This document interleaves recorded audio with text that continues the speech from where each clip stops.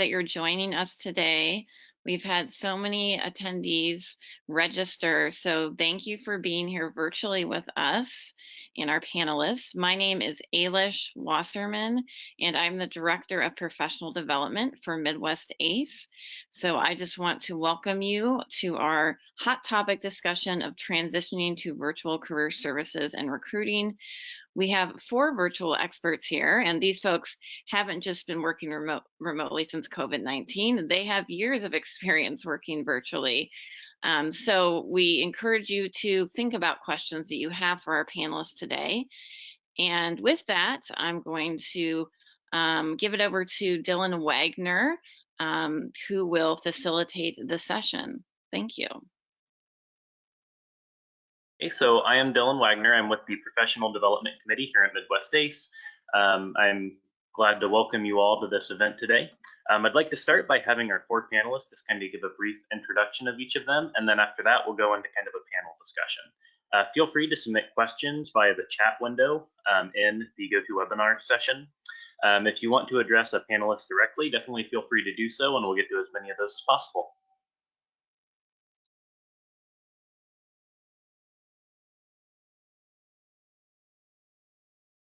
And why don't we start with Flore for introductions.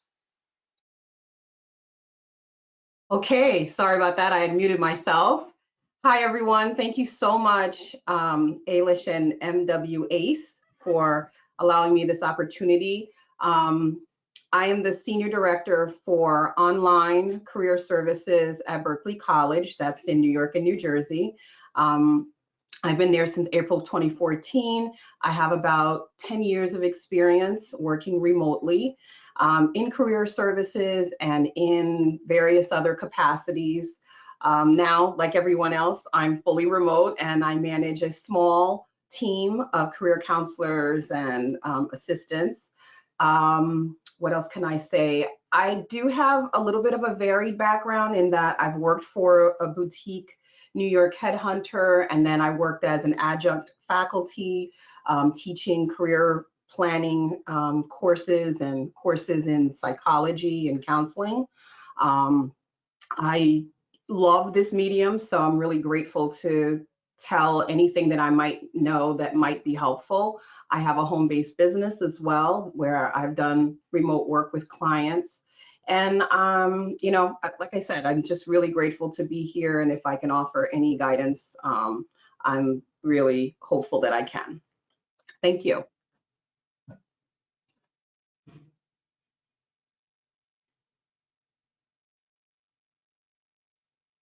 Well, I think I can go next. Good morning, everyone. My name is Tiffany. I want to first thank MwACE for allowing me the opportunity to present. Very excited to be here with you all. Very similar to Flore, I am also a career specialist and a team lead for employer partnerships for the Career Services Department at Purdue University Global. For those of you who are not familiar with us, we are a part of the Purdue University education system. I primarily support students and alumni who are completing their degree and certificate programs online. So working remotely and virtually is a part of my everyday today. So it's really exciting to have more people come into the remote space. I'm happy to share any knowledge or experience that I have. I primarily work with our students to connect with employers for job opportunities, of course, develop best practices for their job search. I also work with employers to help them build brand awareness and recognition with our student population through various activities.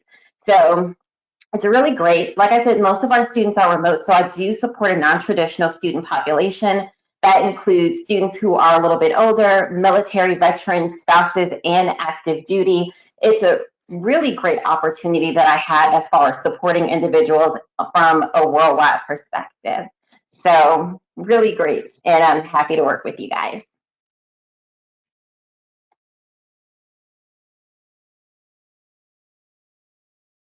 Great. Well, I can go next. Hi, I'm Faith Rothberg, and I'm the CEO of College Recruiter. College Recruiter believes that every student and recent grad deserves a great career, and we work with, we're a job search site. We work with many large employers who have internships and leadership development programs. we help them hire for those positions, as well as seasonal and part-time positions for students. The things I think I bring to the panel are that we, as the CEO, I've managed our staff. Everybody works remotely, and we have since 1997. So yes, I'm dating myself, but that's 23 years of experience in managing remote people, as well as working remotely myself. And I also feel like I can give some of the employer perspective from the larger employers, because I've been able to talk to our current customers and potential customers about what they're facing right now, trying to see if we can get those internships to turn into remote internships and onboard those new college grads. So those are the things I think I bring today. I just also wanted to share with everybody that my husband and business partner, Stephen Rothberg, and I put together some very short videos that are both for employers who are looking to figure out what to do in COVID-19 right now, and as well as job seekers who are either have received an offer, are in the middle of trying to get a job, or just need to look for a new job because they've been laid off. And you can find that at www.collegerecruiter.com/COVID-19 playlist, all one word. And thanks so much to MwACE and everybody for being here today. I think that's really important. Everyone, I'm Katie Scheuer. So excited to be here with you. My background is career services. I've worked in the field for about 10 years, primarily on the East Coast with about 6 different universities. And I actually transitioned to remote work last year. I was teaching an online class for Temple University, and I actually wanted to be abroad. So I spent a year as a digital nomad in Asia, in Europe, most recently in Portugal. COVID-19 brought me back to the East Coast, but it's been an interesting journey to just be, kind of step ahead of some of what you all might be going through. So I bring the career services perspective and currently work with a company called Workplaceless, which is a remote work training company. So I joined them in September and continue to do career coaching as well. So it's really wonderful to have kind of both perspectives of the remote work space as well as the career services world. And I'm really hopeful that it can be useful to some of you. Okay, well, let's start with an obvious question for everybody. So most of us are newly transitioning to remote work. What's one piece of advice that you would have for the remote professionals who are transitioning from their brick and mortar offices? Well, if I can start again, I think that it's important for people to just think about the basics of what they need and be aware of that and be able to communicate that to whomever it is that you're working with. If you're by yourself, of course, then you really need to just be willing to put that investment out there. When I think about what kind of things are important for me in terms of what I need, I know I need a laptop, right, so that I can work pretty much anywhere. I don't have to be in my office, even though I prefer to have a door that I can close and that gives me quiet space. Extra monitors are nice. If I were to turn the camera, you would see I have triple monitors set up on a docking station. I do have a headset, in case something goes wrong with my sound. I also have my cell phone, and I have 2. My company pays for a Berkeley phone, and then I have this. I think those are like the main things in terms of just the basics of what I would need. But I do think it's also important, really, when I was first starting to work in this medium or this modality, I wanted to always make a real connection, whatever that meant, virtually. And it's different. It's difficult and it's different, but it's not impossible, and it gets easier, I think.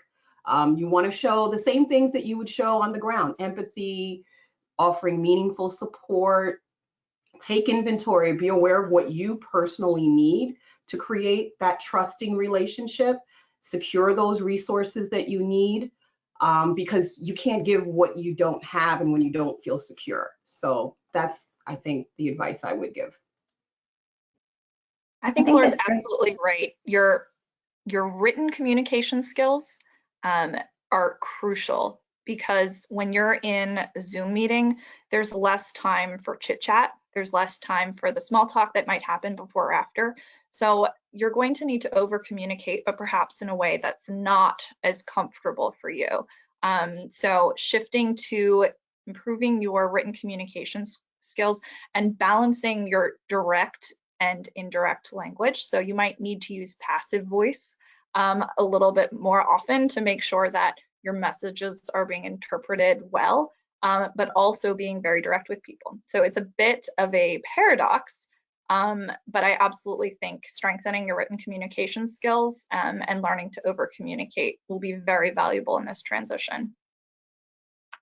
I 100% agree with both ladies. I would also say, make sure to utilizing your resources effectively. Sometimes when you first come home, the flexibility that you sometimes have when you work remotely can be overwhelming. So one of the things that I always like to tell people, and what I had to teach myself, is to be as organized as possible with some built-in flexibility. So make sure that you have a list of like what your daily duties or tasks are, so that you can kind of help yourself stay on track. Make sure that you keep your calendars up to date, especially when communicating or networking with your internal partners.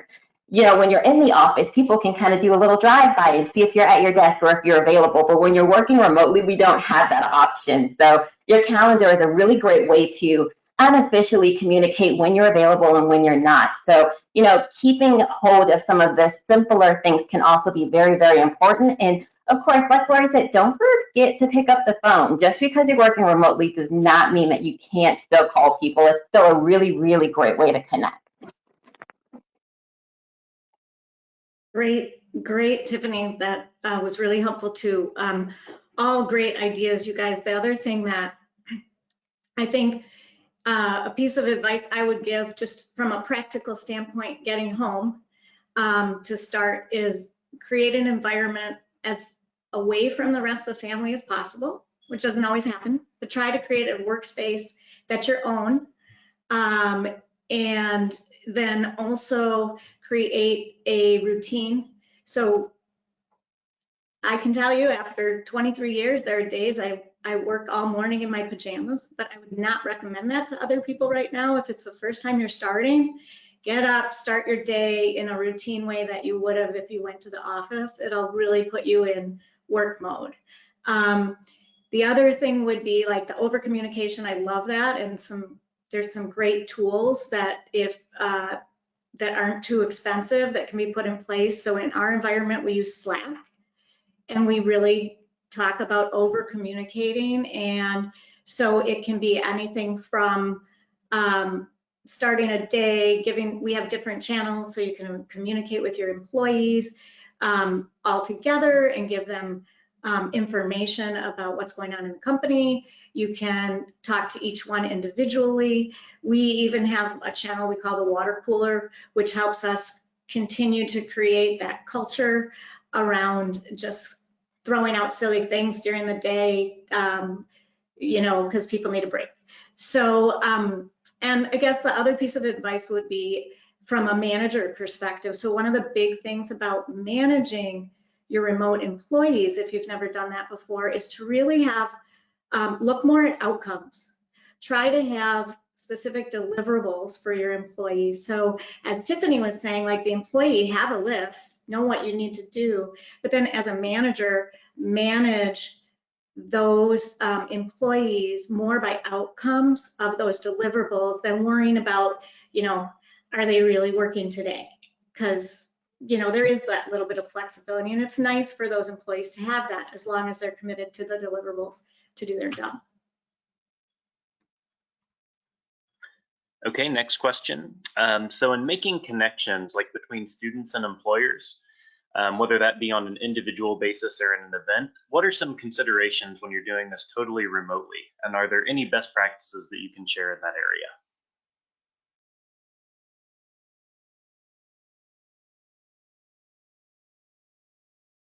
I guess I can jump in here if people are still thinking. So if I'm to understand the question, what are best practices in working with employers? Is that what it is?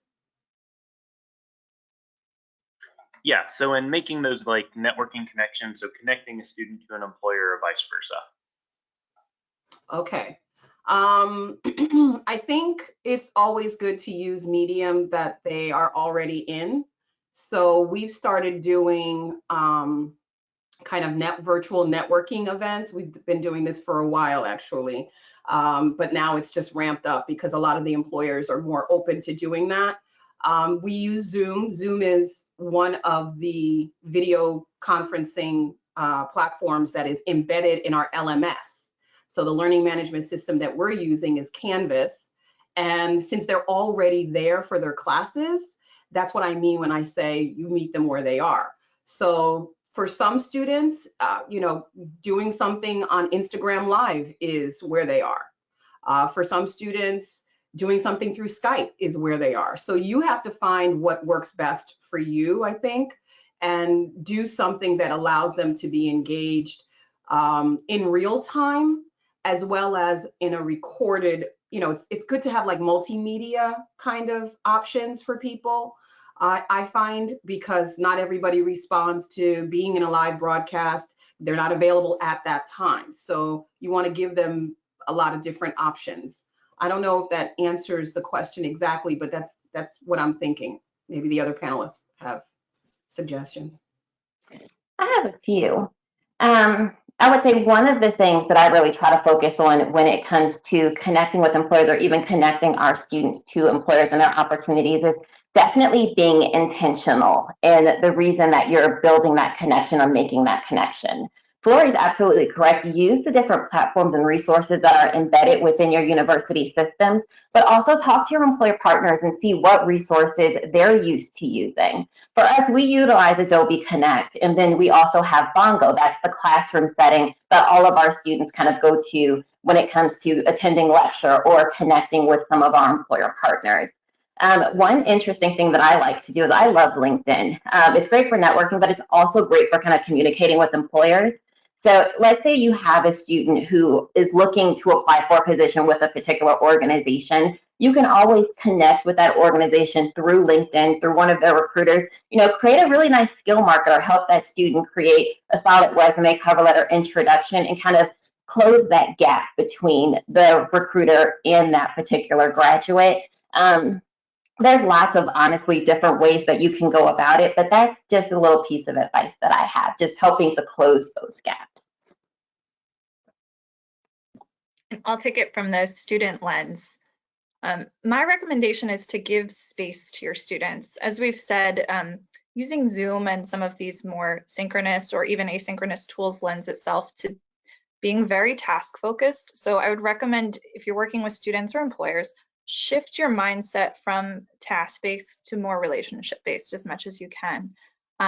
You might need to schedule one-on-one conversations that have no agenda.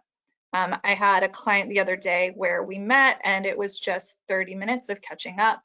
And sometimes that does happen in a real world capacity too, but you need to be more intentional about it, as Tiffany was saying, because there aren't those casual interactions that just pop up and it feels more uncomfortable just to chat without an agenda. So make that the agenda item to just have a check-in with maybe some of the students that you've been working with. Really important to give them space to process their emotions these days. I love that, Katie. I love it. Love it. Yes. Great suggestion. Yeah, I think that I can add a perspective from the employer side in communicating right now with those new interns. What really I think is important is to over-communicate. And one of the things is that uncertainty for students.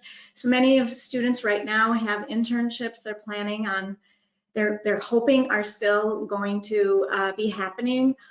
There's those new college grads who have their offer and have accepted, and they're thinking they're going to go to work on June 1st or something.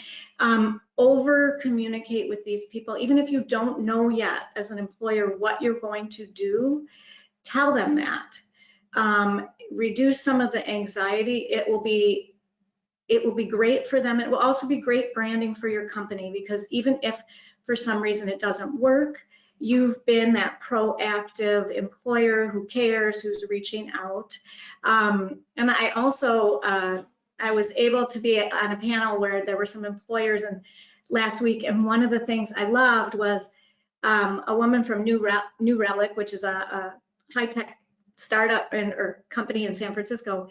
She said that one of the things that they were doing is they usually have a whole internship class, and part of the interns experiencing the culture is a lot of team building and things that you would normally do in person. And it was really fun to hear, because they had already thought of some ideas, like, I guess there's a virtual escape room, or like Tiffany was saying, LinkedIn, they're going to do a scavenger hunt, you know, where they're looking on LinkedIn about employees and stuff to try and figure out who's who. So those are just some ideas, and I think everybody's talked about that over communication to reduce uncertainty. It's just going to be helpful on both sides. Thank you. And some of the resources that have been shared are in the chat feature if you want to check there. And don't forget that you can submit questions in the chat feature as well. So next question, in your experience, how are employers and recruiters responding to COVID-19, and what can we do to kind of help in that situation? So I'll take that to start, because I have been talking to a lot of employers. I think they're really trying to look at, I mean, in the beginning, and some of them are getting there already, some of them aren't there yet either, is they're really looking at how to switch really quickly. What does it mean to change, to have their new employees come on and work remotely? What are the pros and cons to keeping internships this year but making them remote, or and which ones can they do? And I think that some of them are moving along already, and some of the best practices are to look at the tools that you already have within your company that you may be using. You know, quite often employers have at least some staff that sometimes works remotely. You know, we will call it telecommuting. They work 3 days in the office, 2 days at home, things like that. Start leveraging those tools that they're already using, kind of scale up on them. So things like Zoom, things like Google Docs to share information. Again, something like a communication tool like Slack. And a lot of the employers are looking at how can we change our project work. So when I was mentioning that it's easier to manage remote workers by outcomes, you know, that's something that needs to be looked at in the internship. Do we make it into some new project that we weren't really actually planning on, but the hiring manager can come up with that, those sorts of things. So a lot of the large companies are at different points. Some have chosen to move forward, but in really different ways. Some have not figured out what to do with things like where they have to work in a research lab, things like that. So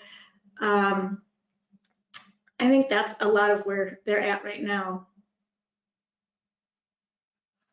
I think that's true, Faith. I know I've recently done a lot of exercises where I've been communicating with our employer partners at Purdue Global. And one of the things that I see as far as a trend is, especially for my healthcare employers, their recruitment focuses are starting to shift to more of the clinical support staff.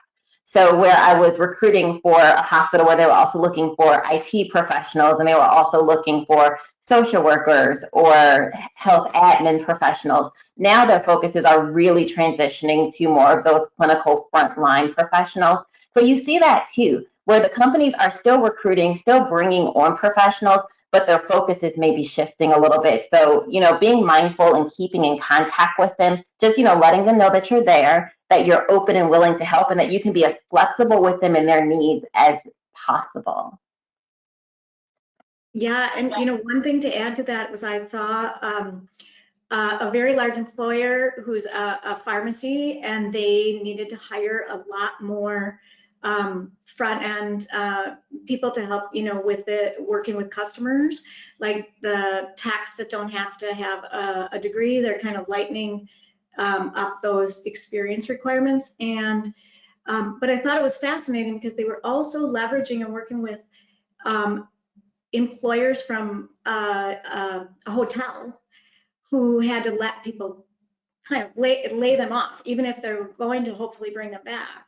And they were working with them to create a program for those employees to come work for the pharmacy for a while until things get back to normal. So I found that a pretty clever way to start moving those people around, because you're right, Tiffany, they're recruiting for those frontline workers now a lot. I was just gonna echo everything that Faith and Tiffany said. I'm hearing the same thing from employers. What's some advice that you would give to student job seekers during this time? Well, I'm telling them, don't stop looking, please. And, of course, give yourself time to just recalibrate to see how you feel about, where you wanted to go originally before this happened. And if you are interested in working, there is good work to be done depending on how you want to do it. I'm talking and reaching out to them. And as Katie said, sometimes the conversation is just, let's just check in. I think what makes Berkeley a good place is that I'm not expected to always have, that number that, we're always shooting for in terms of placements. But what gets us there is that we're not transactional. We want that relationship to be long-term because our students and our grads have access to career services for life. So we want to be that partner with them throughout their, windy career services road, career development road is what I want to say. And that means that this may be the first conversation, but it's the first of many that you're going to have, and every, interaction has to be meaningful, and you need to know that we care about you. And there is a way to do that in this medium, but you really have to be intentional in it. So I love that. Even though we're saying that you make no agenda the agenda, that is the agenda, because you really want to bring that caring to life. And when I first started working, I really was afraid that that wouldn't happen. And I was wrong. It can really, really be a meaningful, beautiful thing to connect with your students, whether they're live and active military in Afghanistan or down the street. One of the things that was great, Flore, and I think one of the things that I would immediately say to students is that these people that do career services, like you guys, are fabulous in their ability to help you. And one of the things for job seekers that I don't think they do often enough is start with the career service offices early in their student life. Unfortunately, a lot of them wait till senior year, and they don't really get the whole help with like career development and the things that you guys talk about in what classes, like how their major, what kind of jobs they can get when they get out of school, and what they can take in school to ensure that they can get those kind of jobs. There's just so much more they could be utilizing career services because it's such a valuable part of the school organization. Thanks, Faith. I definitely think connecting with career services is super important. Feel good. It definitely does. I would say one of the things that I've been talking a lot to our students about is actually going back to the basics.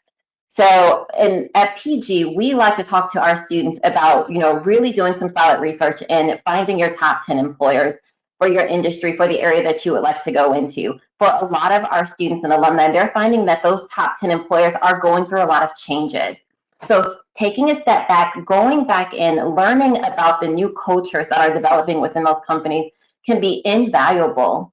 Also, with going back to the basics, you want to look at your tools, your resources. So we know your resume, your cover letter, those are going to be your resources for getting in front of employers outside of the traditional networking spaces. So sometimes you're going to have to reevaluate some of the skills you have on your resume because how employers are making certain transitions or changes. Certain skills are going to start to become more valuable than others. So you want to make sure that you're highlighting some of those new skills on your resume just as much as you're highlighting your academic competencies or your internships or any of the other things that you've done thus far along the way to help you prepare for that career that you want. So sometimes taking a step back is taking a step forward, and it's okay to do that. And, your career services team, we're here to help you with that. So don't forget it. I think one of the things that when the students experience that, oh my gosh, my top 10 list has to change, it's pretty overwhelming for them. So my recommendation, if there's advisors or coaches or counselors on the line, create a framework for students, because when they're in the scarcity mindset, feeling completely overwhelmed, like the ground is moving underneath them, if you can give them step-by-step of how to conduct an informational interview, meaning you give them a 5-step process and you write out, here's the sample email, here's the structure for how your spreadsheet should look with your top 10 employers. Fill out samples, show them examples, because just telling them to set up a lot of networking conversations is going to be too much. It's very overwhelming. So I think what Tiffany is saying is absolutely right. Go back and make it as simple and straightforward as possible for them, but also balancing and knowing that they're going to need a boost of confidence. So by reviewing their resume, by reiterating their strengths, of course, we all know this, but it's so important now. So I definitely recommend spending some time building out frameworks and making sure that you're very comfortable with the process of informational interviewing as well. There's different strategies people are taking these days. Instead of just setting up a referral, from a friend of a friend, you might reach out to someone on LinkedIn, not directly to ask for an informational interview, but perhaps to ask for a referral. So contacting someone that works in an organization saying, hey, do you know someone in this organization that might be a good fit for me to connect with? And so teaching the students those processes, but showing them step by step on a screen share with Zoom, and go ahead, pull it up and show them exactly what to write, exactly what to say, because we can't assume that they know. That's great. I wanted to add one more thing. I think that for students, a lot of my advice is when I coach and talk to them is to really to be the squeaky wheel. So if you are in that process, we talked about overcommunication. For that student, it's reaching out, it's showing continued interest in the position. It's also really a lot of students are not that comfortable with interpersonal communication. Sometimes it's scarier, it's harder because they're used to texting and sitting kind of behind their devices. So I say practice the informational interviews are so important. And then the other piece is to really realize that what you want to show the employer is the value you're going to bring to them. So what is in it for them? I see sometimes students and interviewees, job seekers will say things like, I'll do anything, and that actually comes across worse, because we want them, an employer would want them to be kind of confident in what they want to do, and they're applying for a certain job. So, it feels like, oh, I just need a paycheck. And that's not what this is about. This is about how it should be a win-win so that the job seeker is getting experience and learning and starting a career, but it should also be what's in it for the employer. What's the value you can bring in this position? So you've talked a little bit about over communicating when you're communicating with your team to stay on the same page and stay connected. But can you talk a little bit about how that principle might be the same or different when communicating with students or clients of trying to stay in touch but not overwhelm them? I'll take a stab at this one. So at PG, we take a very, very proactive approach because our students are primarily online. It can sometimes be a challenge kind of balancing out what's too much communication and what's the right amount of communication. One of the things that we like to do is we like to diversify our communication. So making phone calls, sending emails, we create little picture tiles. They're kind of like memes, but I promise you guys, they're not funny at all. But there are different ways to grab our students' attention and to let them know, like, hey, we've got a university event that's going on, this Thursday coming up. Or, have you looked at your resume or have you connected with career services? How are you doing? Making sure that you utilize the different variables as far as how you communicate can be very, very important. And then sometimes being really specific and like putting people on biweekly rotations. So if you have a cohort or you have a list of students that you know that you need to be in contact with, kind of breaking it down old school, and you're like, okay, I'm going to outreach to these people this week, I'm going to outreach to these people next week, making sure everyone still gets touched, but not too often. I was just going to jump in and say the same thing. You want to diversify, as she said, the way that you reach out. We do text our students as long as they give us permission to do so, and they can opt out at any time. We make sure that there are easy ways that they can give us the information that we're looking for. So instead of an attachment to an email, we are going to insert that, embed it into the email, or we're going to create a link that will send them to completing something in a digital format. We are very sensitive to making everything mobile friendly for this little teeny tiny screen. So because we know that, I live on my phone and our students are living on theirs.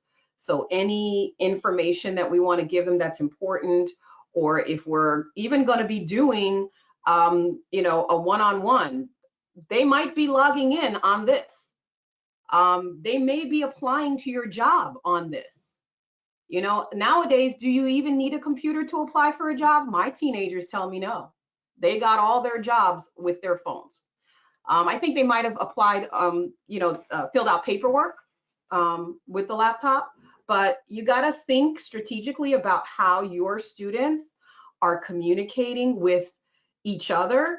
How, is the best way for you to be able to get across your message to them? And like she said, meet them where they are. We want them to be on LinkedIn, but are they there really? We want them to communicate with us like they would communicate with their teachers, but they don't really necessarily see us that way unless we're in the classroom, right? So ask for time to go into a classroom and spend, a week in a discussion board, monitoring that discussion board with a question you can create. So Berkeley has intentionally set up, a space for career services to interact in that way. So we have faculty partners that I've deputized and said, you know what, you have this assignment, we can help you, we can help your students to do better on this assignment. Let me know if you have a student that's not doing well, and we'll connect them with their career counselor if it's not me. So that's the student piece. For the employer piece, engaging with them is really about building those relationships early. And even if I don't have a candidate for you, I'm going to try to connect you with the right resources, the clubs on campus. I'm going to give you opportunities to maybe do a webinar or something where you can communicate with that cohort that you need to be communicating with. So talk about what you do. There are such things as information sessions that are virtual. There are networking events that are virtual.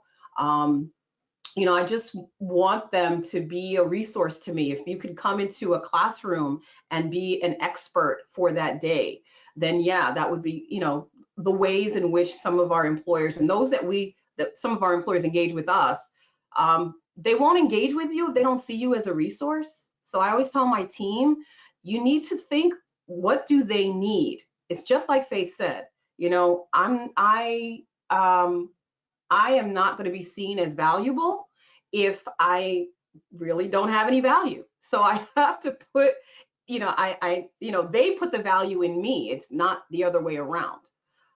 So if I have something that's worthwhile, then I definitely think that they will connect with me. And I just have to constantly be thinking, what is of value to them? So for example, you know, we created a guideline. One of my colleagues, he's amazing on my team, create a guideline for doing a virtual internship. You know, we did some research before we decided to launch that out really as a concerted effort. We did it about, I wouldn't say 6 months ago, he put it together, and he put it in as a proposal for NASPA. It was accepted. So, you know, we've been doing this for a little while. So why not present that as a resource for our employers? Because we're thinking like, what do they need? You know, you always have to put yourself in the shoes of the person that you want to serve. Are you serving them? And if you're not, ask them, how can I serve you? That should be your question.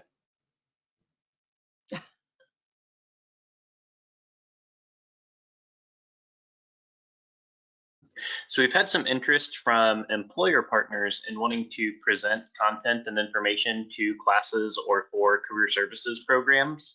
Are you finding that professors and career services folks are kind of open to having employers deliver some of that content in a virtual setting? Absolutely. I think that's one of the areas that I specialize in the most when it comes to connecting with our employers, and that's getting them in front of our student population. So we have employers complete what we call employer spotlights. Those can be live or they can be recorded, which is fantastic because sometimes we know that our students aren't always available when we need them to be or when we want them to be. So giving them a recording that they can view later is always a good thing. You can also invite them into the classroom, pretty much like what Flore was saying. Give them those opportunities to connect with different groups across the campus, with different programs within the university. You know, they're being very specific and intentional. One of the things that I really like about virtual opportunities with employers is teaching them to use the resources that they already have. Most employers already spend a ton of money on marketing, YouTube videos, all kinds of things to help them connect with the students that they want to reach. So instead of having them recreate the wheel, teach them how you can utilize those resources that they already have to connect with your student population. Because right now, a lot of people are busy and they've got a lot of stressors on their plate. So if you can help alleviate those by hosting virtual events and teaching them how to use the resources that they have to their fullest advantage, it's definitely important and helpful.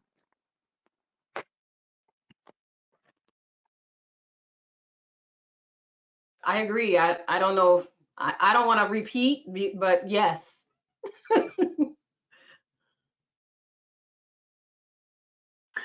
So during this time, during COVID-19, I think we are potentially seeing an increase in demand for certain skills, be it digital literacy, being a self-starter, autonomy. How can students and job seekers kind of pivot to take this as a good opportunity to develop some of those skills or brand themselves in those areas?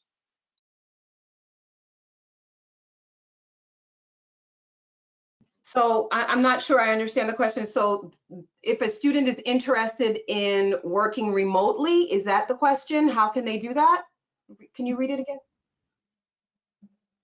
I think that's one way to address it. So if they're interested in maybe looking into a remote position that they didn't think about before, but I think also it's just more generally, how can they add to their kind of professional profile some of these skills that are more important than they were before?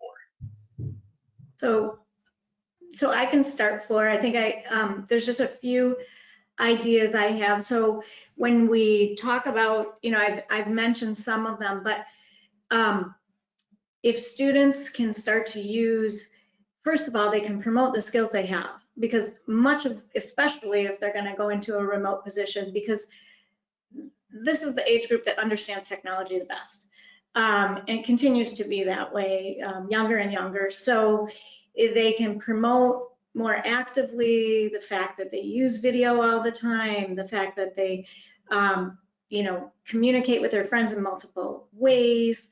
And then I think the other piece is for them to continue to communicate, like Katie mentioned, writing skills. So when they're communicating with employers, to make sure they really read those emails that they send them, and reread what they wrote and make them professional and articulate, and use career services to help you if you're not sure. Proofread your email so you start to understand.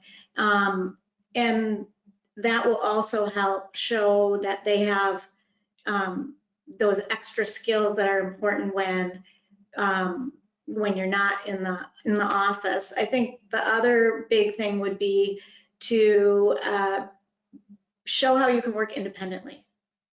That you're a self-starter, that you have done things in your life, whether it's in school, your schoolwork, a research project, or it's something in your personal life. You've set a goal to do something in sports or whatever, and here's how you worked towards achieving that goal, and that you kind of stuck with it and could do it independently.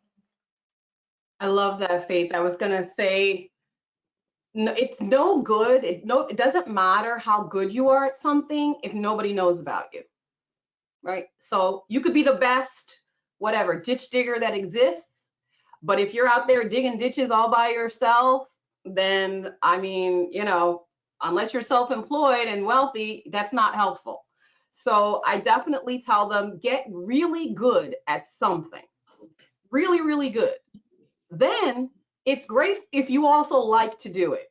It's not necessary, but if you want to have a good career, get really good at something.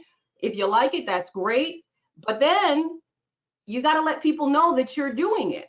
And you got to let those people know that can help you to make this part of what you do for work, so they can pay you for it, right? So it's like a matrix, right? And right in the middle of that matrix is the thing that you love, the thing that you actually do really, really well, the thing that everybody knows that you do really well, and that people are going to pay you lots and lots of money to do it. You're going to be ecstatic. You'll be thrilled all day, every day. You won't even feel like you're working.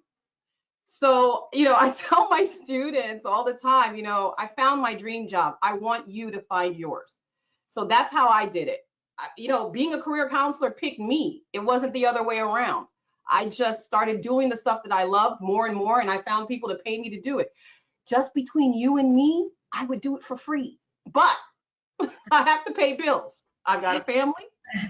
And, I just tell them, like, really, this is no other different time. There are opportunities out there that probably never existed because we are in an unprecedented time. So I had students that would come to me and say, because we have students of all different ages, okay? I've been working for 20 years in this field. I'm here now getting a degree. Where I'm working, they don't value me. Well, first of all, not very many people can say they have 20 years of experience in anything. So you are going to have value to someone, and you need to really find where that place is. So just because you've been there 20 years doesn't necessarily mean you're really good at it. Let's just really hone in on what that skill gap is, so that we know for sure that you really do have something that is of value to that employer that you're looking for. And it's really just being honest and starting within. I always say the search outside of you begins inside of you, right? And I can't put it in you if it's not already there. So you got to help me to help you to help me to help you.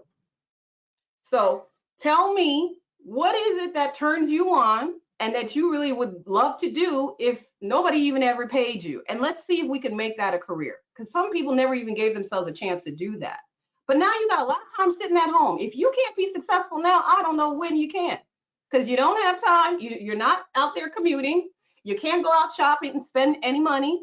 You don't even have to pay your rent. They can't kick you out. How about that? So all your excuses are gone, okay? You have zero excuse now to come and let's spend some time on changing your life today. Let's change your life today. But it starts with you. I can't put it in you. You got to tell me where your enthusiasm lies, and let's make it a reality. So I really try to connect with the students in that way, because they're all over the place, and sometimes they're just tired. They don't realize it, but they're tired. They think that there's no opportunity out there, and that couldn't be farther from the truth. The real problem is that they have no imagination, they've lost their enthusiasm, they don't know what inspires them, and you have to help get them there.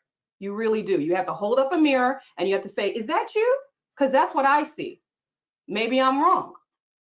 Tell me who you are, and let's see who out there can use someone like you. That's what I say. Does anybody else want Flore to be their like life coach / career counselor? Because I feel like I'm like transfixed by the message. You This can is totally tell. off topic. I did just want to share, back when Dylan asked the question about the demand for digital skills, like digital literacy, autonomy, et cetera, I did want to plug Workplaceless because we have a remote work competency model.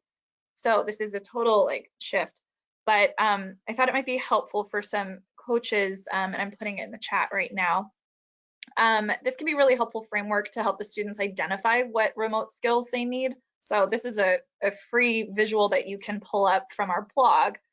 Lots of resources on there which you can take a look at, but that's really helpful. There's also a blog that I really like by a career coach named Nicole Merrill. She has an expertise in upskilling as well as international students. So I will send the link to her blog as well, Future Skills. So, I mean, of course, we all know BLS, the job descriptions, et cetera, but pay attention to what folks are also talking about, not just about the skills that are relevant, but how might you develop those skills. Nicole has a 30-minute keynote that she put on her podcast, which is called 50 Conversations. And she talks all about trending skills, trending competencies, and different platforms you can use to develop those skills. I mean, I'm a fan of LinkedIn Learning because my university pays for it. Other people have different preferences. So I feel all fired up though after Flore's like, I'm ready to go now. Let's coach some students. I know. I mean, Flore, clearly your passion comes out, that you're in the right position. Like you said, your position shows you. It reminded me of something my uncle used to always say to me. He was a pilot for Delta for 25 years. He got to fly overseas and everything. And he used to say, every time I work, I laugh because I love what I do so much. I can't believe somebody's paying me to do it. And it would be amazing if we could all be in positions that we're so excited that when we go to work, we don't even feel like it's work. And that takes time to find, right? It's the way you can have somebody look at it. I think that's amazing. And you probably touch a lot more students with your passion that way than otherwise. It's a hard journey because they are, I think, still young in a lot of ways at trying to figure out what's really important to them. But it's awesome. Thank you guys for the kind words. Thank you. Thank you. Are there any listservs, networking groups, associations, or other groups or online resources specific to remote career work that you would recommend people look into or get involved in? Yes. So Remotive is great. The guy who created that resource, it's like he advertises remote jobs, first of all, but he writes a lot. He has free webinars that he hosts. I know, Faith, you know, you have some remote jobs on yours and you've been doing it forever. So, I mean, not to say, you know, that you've been doing it forever, but you know what I mean? You have a lot of experience. Good experience too. I need that really because I don't feel like I have managed a distributed team as much as some other veterans, you know, people that have done it for years. Now my team is distributed, but before we were going to a location and working with remote people. I'm looking at the time. I don't want to take up too much time. What else is a good resource? There's a remote work summit that's happening in mid-April. If you look that up, it's free to join. They broadcast and it's my first time being able to attend. They've had it for a few years, but I'm anticipating it's going to be really good. CSTM, Career Services Technology Management meeting is free. It's been held in Princeton and Baruch for the last couple of years. I attended, and it's crowdsourced career services resources. Me and my colleague did a 5-minute presentation, and the keynotes were like 30 minutes, and everything is online. So all of the presentations are all available 100% online. I think for every year. They've been doing it for about 10 years. So people that work within the technology space or not, who want to be more technically savvy and use the right tool for the right reason, it's a great resource, 100% free, and they do it every year. They already did it for January, so next January will be the next one. I sent a couple links in the chat. If you folks like this format, Workplaceless hosts a free networking event every month, and a lot of remote work leaders come because the remote work community is somewhat separate from the career services community, but I think there's a lot of overlap in terms of the kind of heart. There's so much passion for learning and helping other people. So, you know, if you want to meet some folks in the remote workspace, it's free, and I'll be there.